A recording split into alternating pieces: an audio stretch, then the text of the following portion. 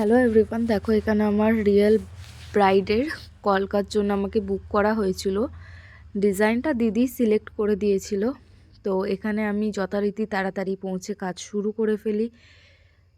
প্রথমে তোমরা দেখতে পাচ্ছ আমি এখানে কমা মোটিভ, লোটাস আর কিছুটা পাতা মোটিভের উপরে কলকাটা করছি।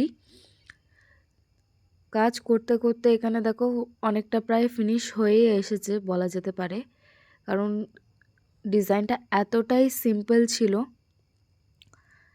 এখানে আমি লোটাস দিয়ে কিছুটা ডিজাইন করে নেওয়ার পর ডট দিয়ে একটা কলকা মোটিভ করে নিয়ে আমি ডিজাইনটাকে ফিনিশ করছি। লাস্টে একদম চোখের সাইডে কিছুটা ডট দিয়ে কাজটাকে ফিনিশ করলাম। তোমাদের কেমন লাগছে অবশ্যই কমেন্ট করে জানিও।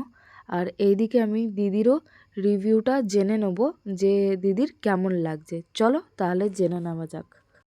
এই যে আজকে মেকআপ আর্টিস্ট হচ্ছে উনি, রঞ্জনাদি। আমাকে বুক করেছিল রঞ্জনাদি অনিন্দিতার জন্য। অনিন্দিতার কলকাটা কেমন হয়েছে তোমরা অবশ্যই কমেন্ট করে জানিও। আর এছাড়া দিদির কেমন লেগেছে সেটা আমি জেনে নেব। দিদি বলো তোমার কেমন লেগেছে?